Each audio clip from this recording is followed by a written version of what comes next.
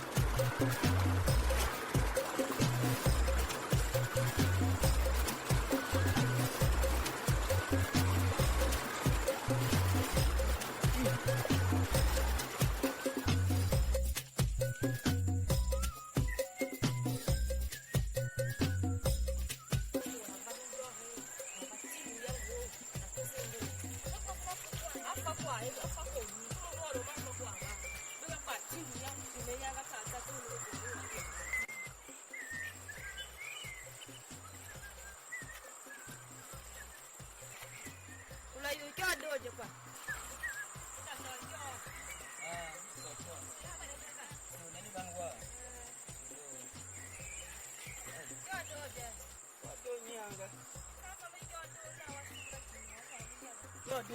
Son, I Trump couldn't buy this in a good year.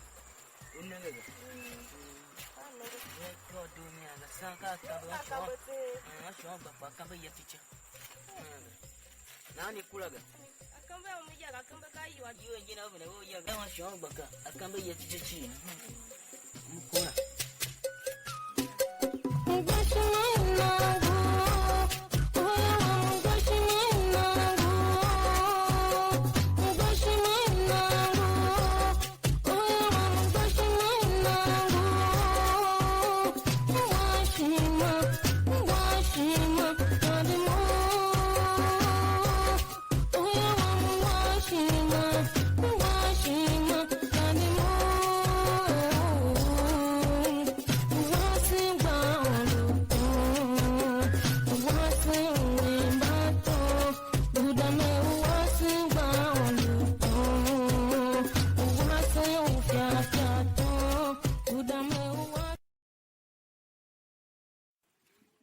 I should go.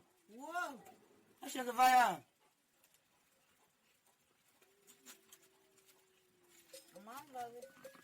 I should go. Zaka, you cheat. You was a car, but one can manage to see you. That's more hammer, was it? Or chichachi. Oh, God, I'm there.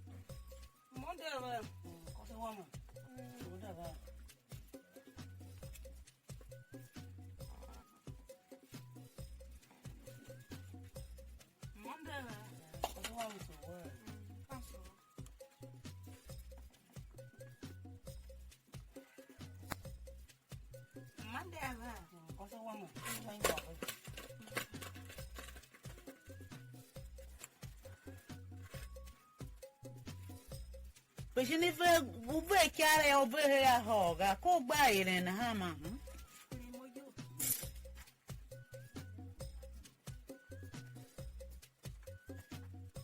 What was it? That's a banner. I'm a banner. Just a car and banner. Yana.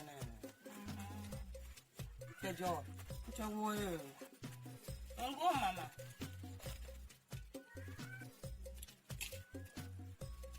The job daughter here.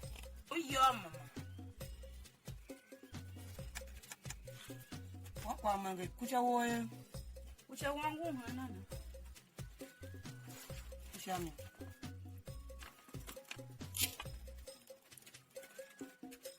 Oh, your. What I told you? Whoa. I'm going to tell you. I can't handle it. Shami.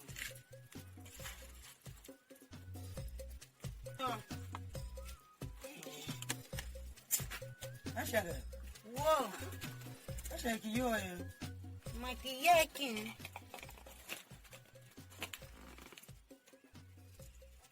Also, the young I'm so, Mama. Also, the young Hey, tell Mama.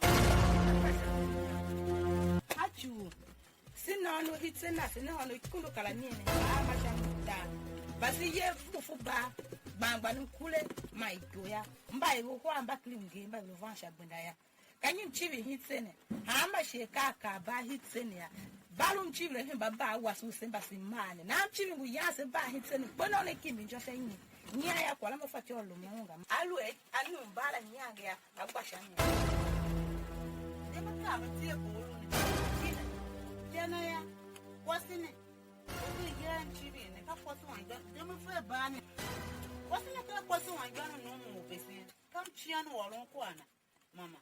Come nam chian warun pa nyane duwe kwa ne ya nso warun jina fon bu ka za yo how much ne be kwa ka le hin chi kwa ka chima ki gba tam ko ku ka tu nege nchi be bela to moro kwa ne ni a u ze kwa ne gban yo nege hale pa ko za we manu to gbala ya o do hale pa ko so un de se kwa mo za to gbala kwa lo to lo go de be se ko ma wa ga kanyi ko ajimi ume sega kada bawo ko si ya korungo hotanu ya nebe ti bawo no la nebe wan bawo ihe se ne ma kasi ma ono iru ya se wan o hi ama shechi mama muso no we na bia kwa na abese kasi waro awo kulo wo we na kwa na fa no wasu ne kanyi kwa si yono ya ta tona nakira atona nakira ma sidu wa ba ha na ya yangi nyo hitene ni akpena yangwa ya ma onu kwa hinam chiri kai tahi no ma yanga ma ma wa ya ba Uyu ba. Alwe o ma ho benga na kala ya kwa ga. Ba de na unta ato ba ye mi ara ya. Oluke pakila na kwa ya. ya sa duna ma se no wa kasa na ki si be ha ne bo na ba na ha mo da ya ba ko na ko be so kana ha ba na lu na ha kasa na ha ba da ya na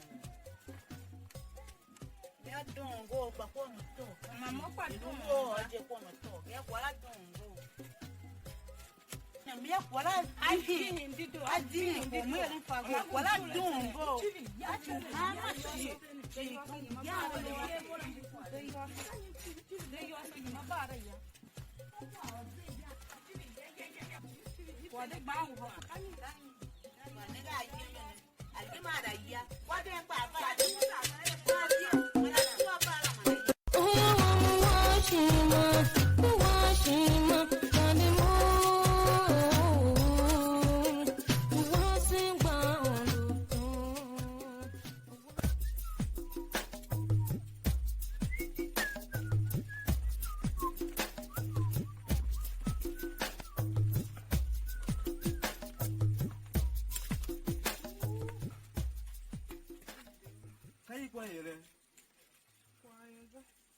Kwa kama ilume ngwa ndio hashi ya. kwa yega Ya sasa na yo.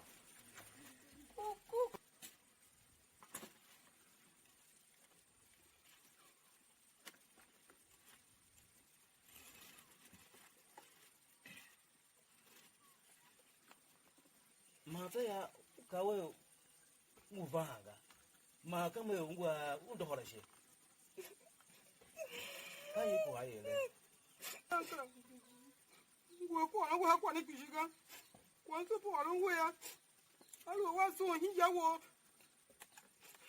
是我说你们家你家我呀。过生呢，那妈来玩，要搞放路玩走那是个。Den liang. Uba na mahingi kwa sasa shi. Den liang. Mba hingi hinza na se danja liya wa meda tuka chonga na. Ufa demo alo. Umo budano wale kase imango. Sini huwa tapa. Ka chumpe yo wanga. Sasa kwa sasa wangu higi kakua. Alaga mtu kwa sasa mame bana he. Kalu ka peje kwa sasa ngona ila ngude hawo. Na mo so vi wo shimaga kana ka mbona mame kwa sasa na ga ye. Ka chocha igene kusuga. Ba nengo nguvana ha shima vi mketushi. Iko kusu nya kusuga. Mwe kwa sasa na. Kwa sana, tero yanga luwa kaso tia kwa foso wa jijaji. Kasha mukpa mudaga mwe kwa sasa na hako uwe yaga uke kwa sasa yoyo wadoshima unege we unakala nakalo cho yange mongala na tese umo boso moja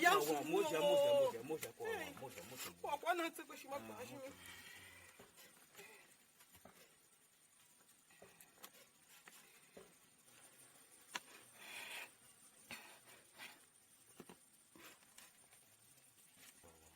Sasa uwe kwa sasa uheshima yola Ngila watu hakuna. Leo je wangu inja. Chingwe kwa ave. Na kwa so na fo vitene. chi kwe tano na vunda on chi nanguka aga nyanyi wana kwa mbanyura leo na yetu kwa nanguka sakam buwa luma kwaga uji yona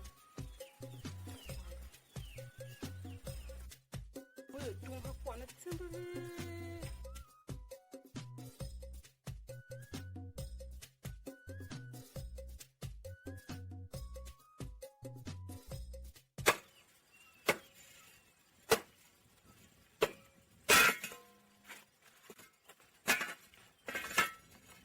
na chapa kama madam namba imba hapo kwa karanga ingiga iko da asa tashi de bana mu cha Ungu mada gbara. madna Ngo. so ko da mala Ba jene. baro nyanda ika ba ya sule mi handa ko ase ya sule nyana nishi iba na me mo so ngbe ya chere mi ha shende kwa mo fa choga Alo wa pate ga diga. no gon lo ga ki manara ko la ase ta shi va fa va ga age kwa krangwa ni atende kitu haki agbe nge do chakande nei bana yam ka han kwa yo nang gun hama masana ha age kranga ka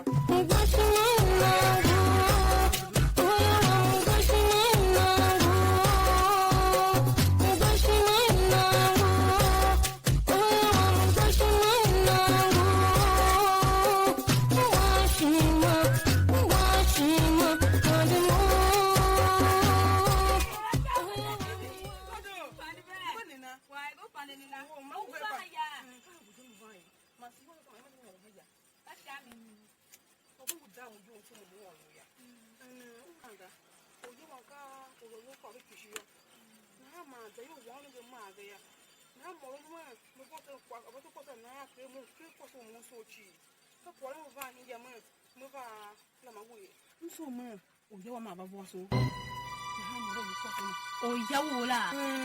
Aba bo somo. No mo we la. Ma ba bo somo. Chibi wan gon. Mo ya mo lo mo kwala ga. Kwala tie mo yo. Kundam yo kya ke se kundem yo pa.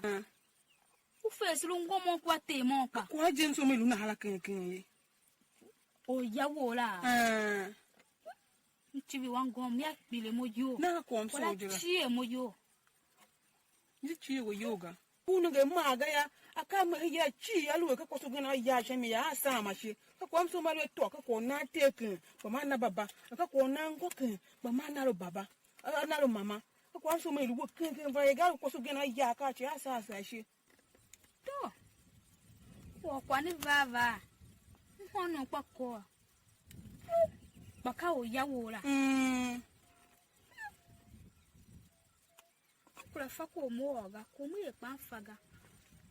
Ke wan gba wa ma so pe ma ko vi hin we alukwa yi ya bu ma dunga.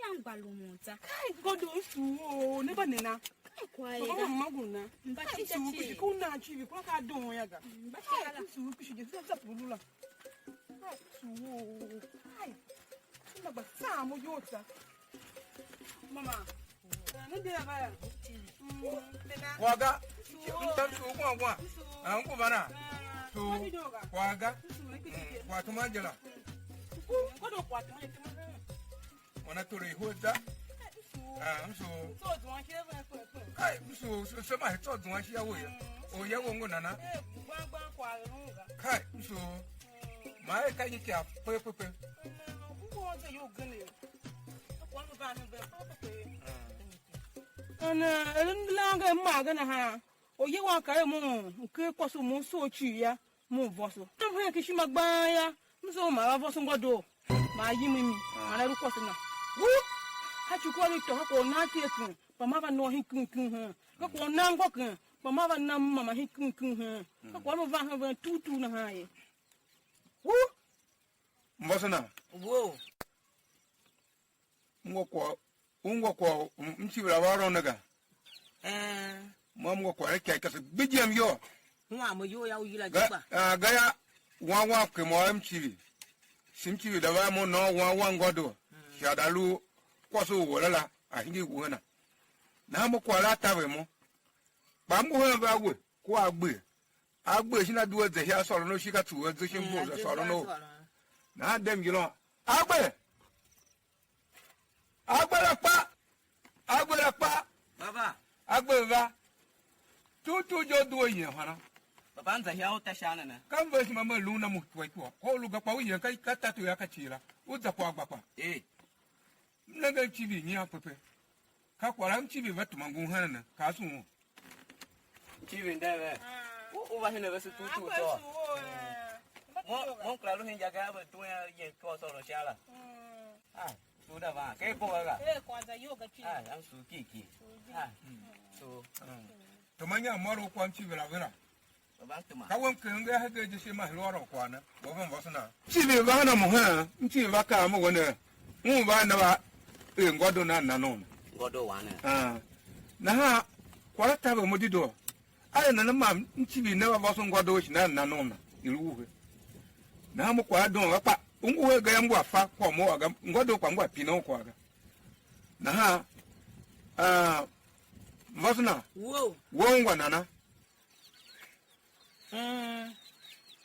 moya kam chibi kwala ma adzon yoyi ma nchibi dzon yoga na ha mojeya mubadon mochi shachu hama kwa abami ya alu mwana kungwa kenya kama anayi alu kuteke manona kwa duo za mapuga na kwa aluya upine ngodo ga nchibi pa kashi mana kon jeri egbo na ye kwa no na no ya gwa igbo na ke wan gwana na ba ye ke kwase na ye na ma yam vindaga na machine ngodo upino kwala ye ngodo baba ngu akwara yoga na woka we na mwakpa mokwa na nga chachu nchivi alwangba mu vesen mana okola vava okola sendele pa kwen ya nkula fako mo gamlumu ulumunga ngodo baba ulumu we uyin nom shi uda ko mchivi shi kelaga lumu kashame na ha agbe baba wo pa ngu ngwa yoga baba mungwa na wo dio ka we nana baba mo kwa don uka do ga kashame mo do nga pa ne mbali ya ibalon to ba mungu mangu akwa na mchivi shakwala umafu ya mchivi mo mo kana wo ma nanga wa ikenge anyiga pa ye inya kwa agbo ma ikuhe pa kai ya bo alu anyila ma feti wa yana karaga yeto tse na mu kana go jinji ma aka no mo alu pulu nti o ma ga na hangu ya umba kazamba ma hajira yola umba be yepcha ko be ba no shimba no ba dele ko loga ungu dele ko ha ma ya ko no duchi no mo ka zero na mo ya mso mo de ko ngodo pa olu hanga ya ngodo palumu wango gbe palumu ya mo kwam nana yamna yema angodo adalu da no mo ngwa pa pameka oga orunalu shakon na ukane kaji woro nya uka we ka onu yo ka woro nya la na yi na ka ko nengela we mo pa shimo dondo ya onwaga baba wate ka keke aga kwa wa kule shakwa sure kike ba sure sure bi sure gadi do baba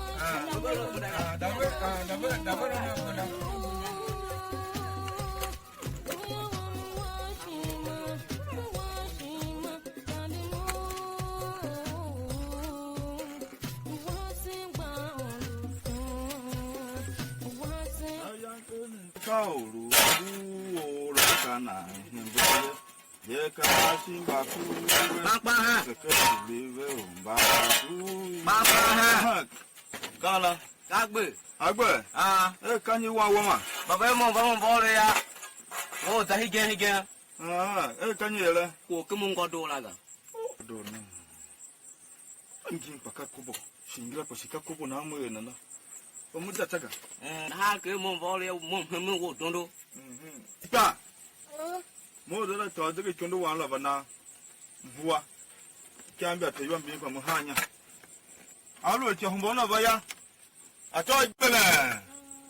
Alo che humbo na baya. Ato ibena belen ko bo puwe. Da to de chondo wan la bana. Ma yo mo sono ya. Ma ka nyolong bana. Ni je jo wa nyo ai. Ipa shu ba ma a cha mi ya mi ni. O ba nyo. Agwe, Baba ndo lo. uda oronga. Ku ba.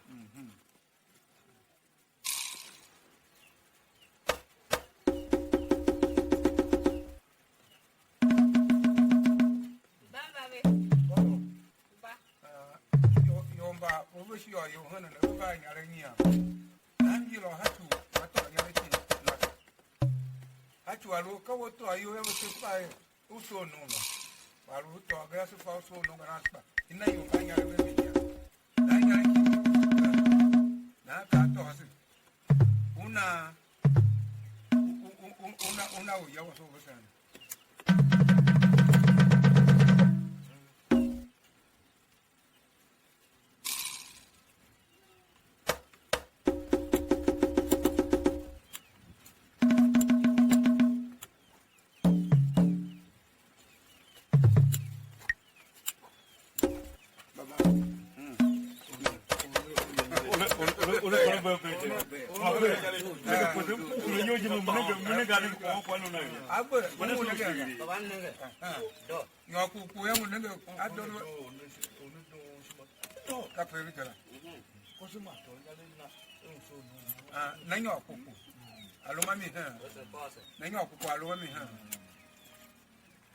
Baba.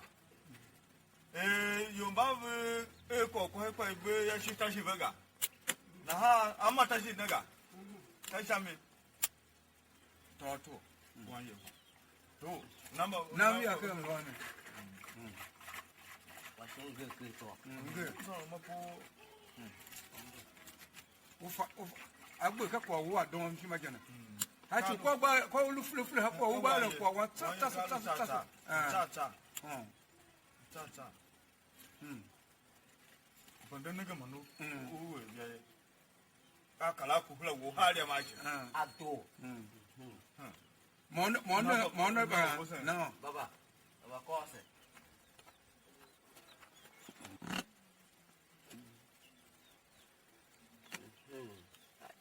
Padoya.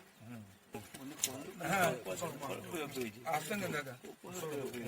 Gana bele kabu. Mimi mimi Ya unanga hala na kwa. Shakwa jiri. Hayo je kwa sinnen. Hayo. Yomba bwa ba. ma ve go no gen ko ma ko ma mven ha. Do. Ya pa do.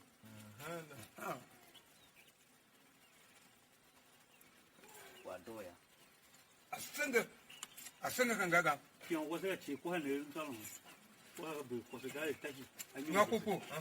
Ko ka maya ito ono wasamba kema ba ko ma. Bada. Ha. Ka wai ko ko budi Ka wai ka ni ka wai ko ko budi mo do. Wai ko ko budi mo do. To ano ba ka amba kema ba ko ma. Bada kala mo ngonji a doke ne yang kan ma na mo ko to ma. Ka wai ko ko budi mo do. Ta sha no ba ba ta si na ga ji. Ko sha ba hondo. Pe vo jara. Sumo salan ko Mo ga kwa ba mo ko nyari yal hawa binga. Amanga na se. Mbande. Ko bande. Mbande. Ya. Salma hidiga. Kama kwa ga ai dumbo wano gani ada ba ki o hene kai ya tutu na ha. Rubano mo yimna wa amba do ha. Bano mo yimna ngwa do ha. Ya no ka yon to kwa gi ma mo buji wona ba he. Wa yo to dura ka to. Mona na ha ga na kwa bu. E bu ni nyala na yima kwa se. Ba ba ha jama ba na ngo ngwa ba kama. Ba yima kwa se. Mo ngwa kwa no binga. Tai ko sa be amma salon amba kuma ko amma salon ka ba gbo kimbi. Ko ba kimbi ni salon malaga. Pelu. Hai. Mbozu na ngupa. Mbozu na vasha. Wa ba ha wo be.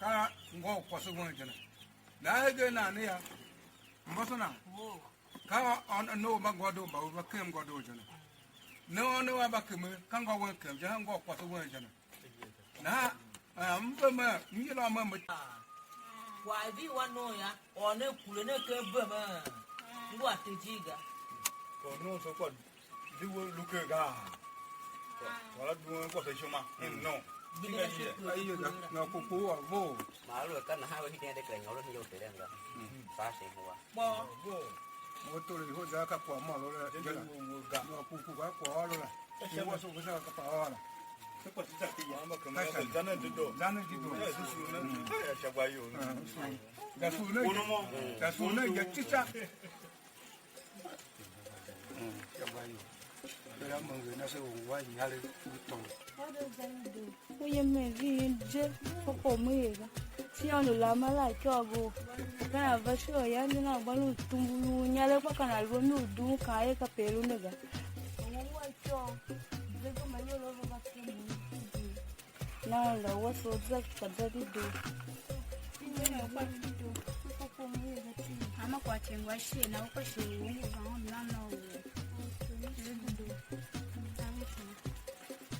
Tave shume yansi luhua si tave shumana ha. Oshi wantu na hapa tave humba yansi luhua na ha. Sashi Vini yaga. Kama maye vewe na. kwa la shenga utau yenwe mu. Nyane na hau yenwa mu na handi. Sashi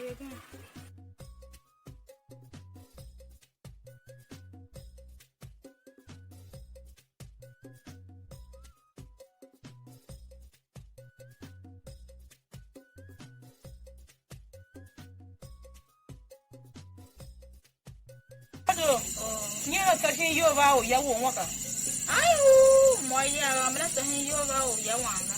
la ta shin yo ga wo ka ni ku fo ba lu no ga Ka ken kono mu ta hin yo la ta ko ta shin. ta mo mu lu he ga u ye ma ku ki yo twa ke la na wa ta shin yo wo twa na Papa dikla.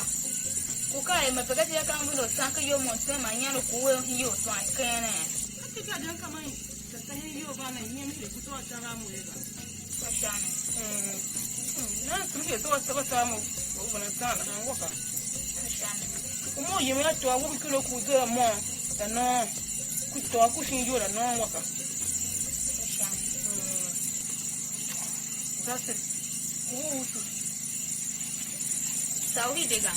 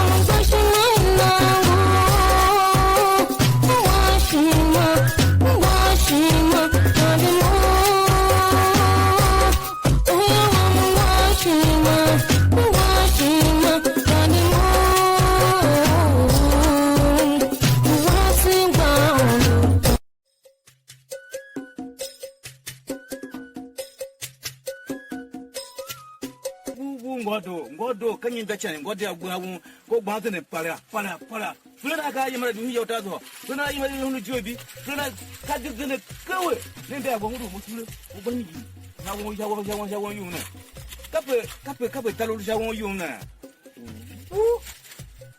kai wangu la kilimo yo ai kilimo yo za na kilimo yo ai kilimo kanyi kwa shawon shawon kanga nege haba hau wo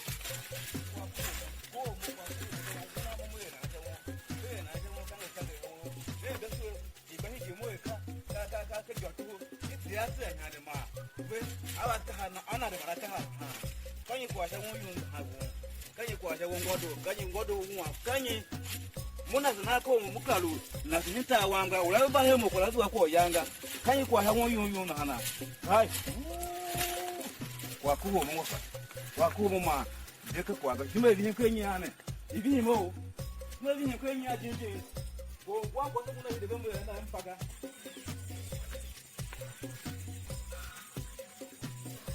ta mo go do ba ko ai na kala pa de na wa mo usu mama mo tse usu bamba wo yoro yang nak baru di moyo ana na ha ai kuma pe ba ga ko na be sa ba ku yo mana mam ru bam na be ude sule baru tu ka sa na mana bi yo mo de kre do sha wono ya la wango wa ku mo yang na do ko amiga wa ku mo jinjin nenge mo su na sa na ha kula ngona ga wa so mo su na mine ka zende te wa mo renga kana hone ga sulu balung po ne ga kongo wanko aluga wa mo kala ngo hakiaga tabe mu uka jima bujina ma hagina mu de sulu ngun ha macam bulan haya hai pa maka mbe jinjin raga wo mbe ngo jinjin ya wa mu kwase na akuma cho ha mu bibi ngi tawla ne kwa ka gwa mu wani bare kawai ben shi chungure ma kamar tsambule yanin ba mun nage yu na alwata ta ne chapa mamje manda wu ta yamma mu bi ta ce ta wani gamu hai ikara waka ba mutune wata ba elu ne ga solo lu na ha kuma shi ne ga kongo igo ni ga hige kuma ga yo kula ko kukungu ga kuma unega kwa ga ingiga ngafabala go inyo uwe ki yo mba uwe goga yanga mo bien yon ga achonda kala na amba ta yo na yanga na hana aha ola na langa igwe kwa mun nongo nigisha upokia bakwa wa bagende ko zo ngba lunyi yaga ula no ibo kla kwangu kwe chacha ya bishi na hana muna jema balala ikesho au yo tie gbenga ya ka hebe muwai ai nambo kwambala mo kitse bado de molo kapo ya ga ula no ma ko ya ga ka ba shi hoti be yo jena ayanga ha ga ko chacha kene mamnu va na wujira che chu mfakke me we mu va na wu mu wa ken ko mo mongoga walo ya ka ko mo na ka kamso jijim jela nye mo kwa ga ne ti ne fa ne ti ya ne fa bi ta wasu waluya makama ya libu mkwen hama una gwa ibu ma ibu ho tuwa ke dodi time amiga ma hela pashingu gaya muja kala kula jijikan kwa muda pine ala ga ora wasu nya muzu amiga mbo wo ngala gwa bi nyibishi ma kishi ya to ka de ne nanga se wo mo ye kwa ya himo ta pe ru bo jela ma kwasu na lo kwasu de ne kala ngana ya guhega unaga wo yo to kwa ngwe shi be kupo haje mura to o meki ha tega wewe kwa tunapoaga wango sababu mtuma hana bububo wangone gatie boyo esha mbugo kuna sana waloga muta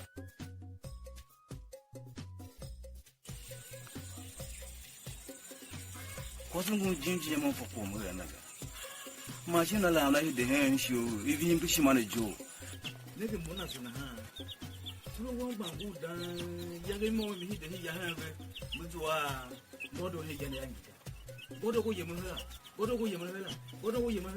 teka mo yo tulo watu nege mba bolon Why you say go ahead and go and go to the program? Mangodo and Mutende. Take care of the Michi, go clean up. Can you go ahead on you? What do the Bamba J. Can't hear my and you quite Jim to up one of Musamus like Wahu you, Nana. Can you go on Hamo Benana? Can you want what do? What of Fanto to my young Kuyopaga? Jebaki Kolomo, what do we shun? Then a Jacana. Ngomeva.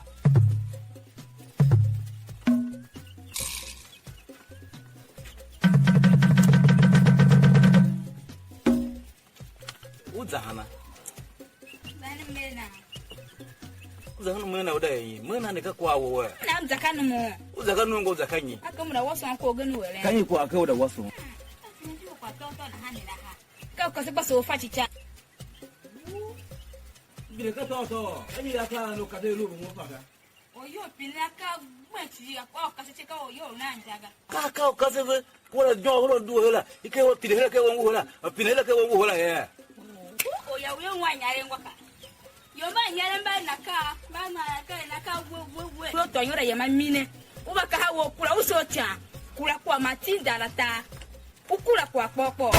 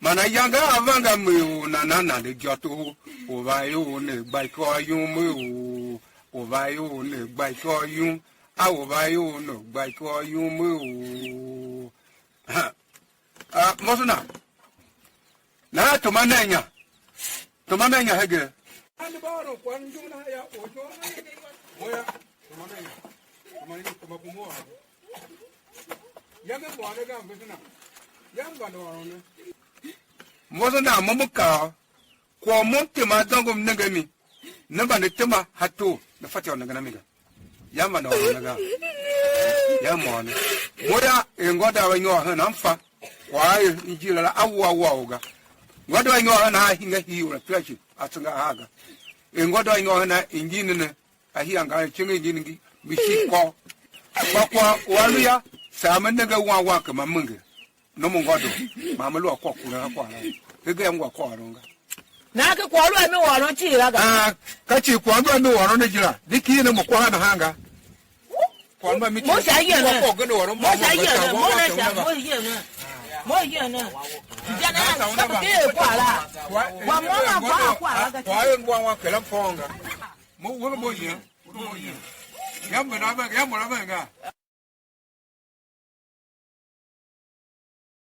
wa kam aka ora chi ngwa za ba mo kwa mso waron waya ahinga hido wa pesha tsinga haga yana mara wana kana kwa ne kwa shama hashima yi na ha hege ya lowe na ha yam na ono wa ha na ha hege na ne mu na wa mo uye mami kachi kwa mro ni waron waya onwa kasha mitaranka uso bishi kwa mso na hege na ne ya mu yi amba ya amala baba na mwana wa mo teu yi mama kra na wo kaso ha ga kasha nchebe agbe akati bi mangodo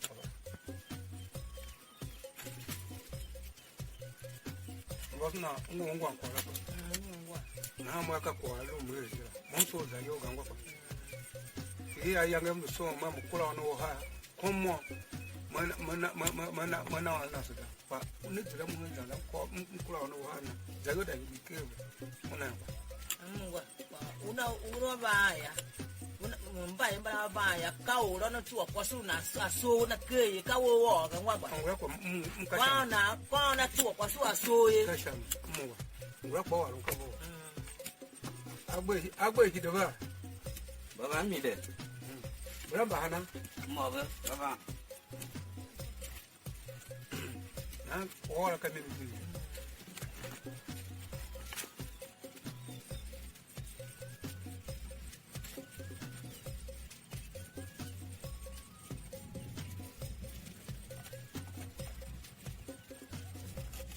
ngodo nchebe sunada ba kama ngira ne ma ba baba ngodo so wangira ne haya no wamba aka ba dor mo chi mungo ba mu kwa mluk chamia ka ona nenge kala to ne ka se na ha una du ko ha nenge na yima me lo alu a chima na una yima me na mo ka so me ka ko so no ja una no ha yam kwa fa chi ona no ka ono wa ha chi yam na raga ne ngwa pa wado wo mu ngwa kwa mu ra pa ege ya ka no wo una le to ra yona moto le ho ja pa mo nenge ngwa mbotu na kwa na nenge na ngwa ka kwa wa kem wa ne ka fe na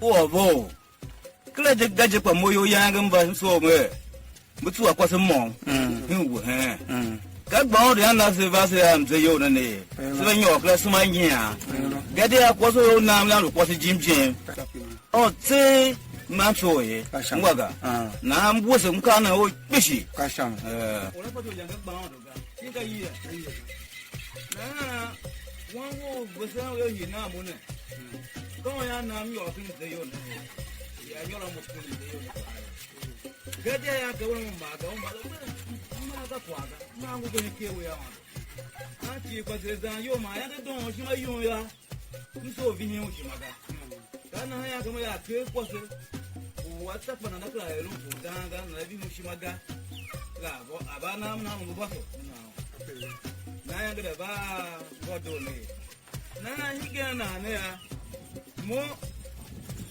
wa kwa se ga wasu mu tu wa hi ga ya ka kwa wo bese uyango hina mula kona lo kwa sawa ye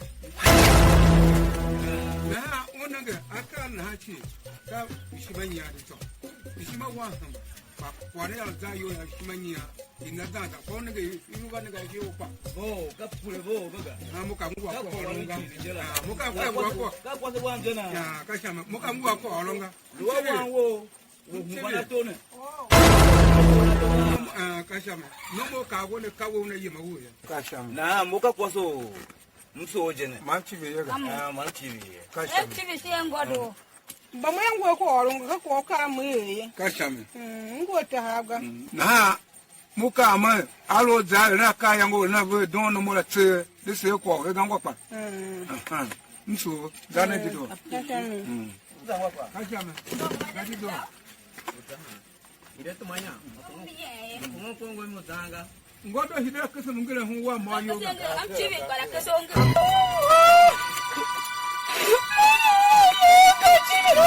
Godo da yoso. Godo da yoso. ya lu bo so Godo da o ba ga pa Godo da le yo ke yoso. Ko tu ogwo. Tu anu mu gele. de yo no mama ne ga ni lu ba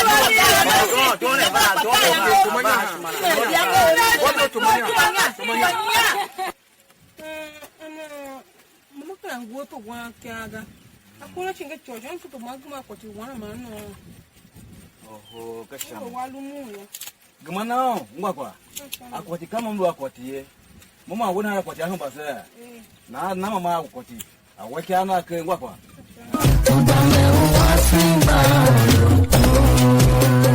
bashi mainanga kamiminu bashi mainanga bashi mainanga wasu wamu bashi mainanga washima umagao kamiminu washima umagao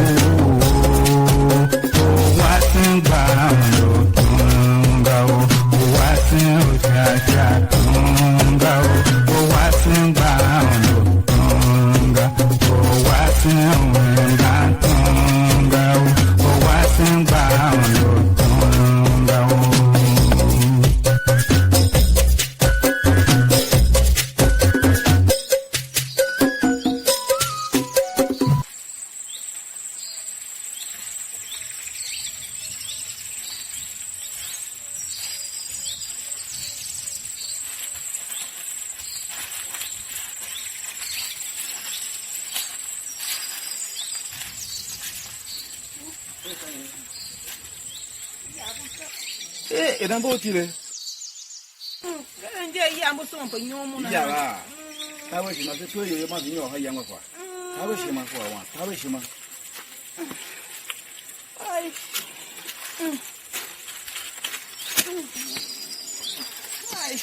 mangu kana jio yana kia ngwaso na kia ta we shi ma nja kule biyo ngwa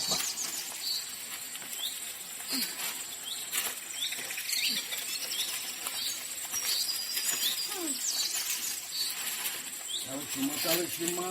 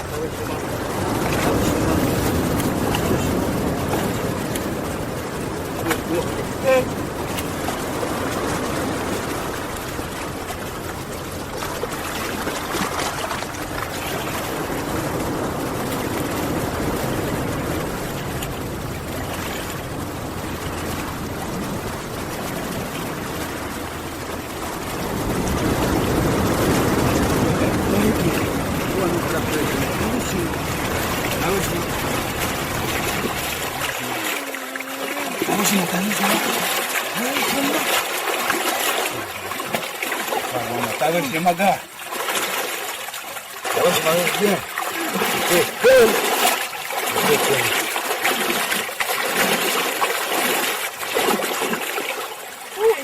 马上工的还跟你说。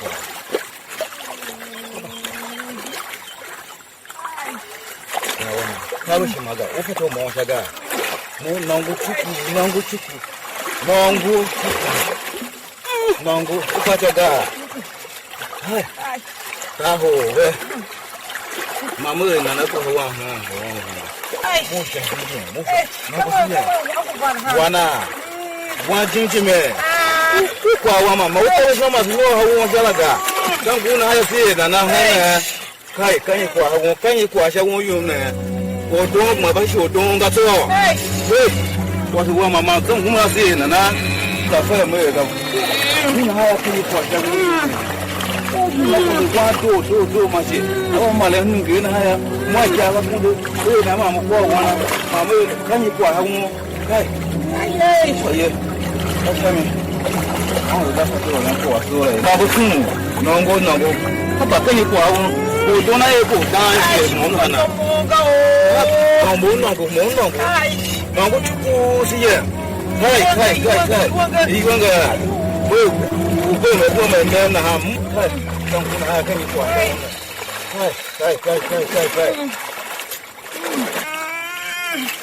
哎呀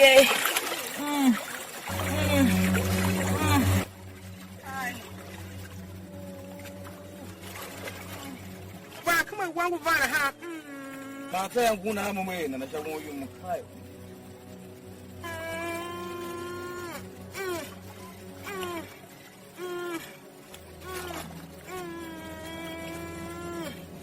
Ay. Kung nasi na sa kaya mo ito. Hinahaya ko yung kwanta.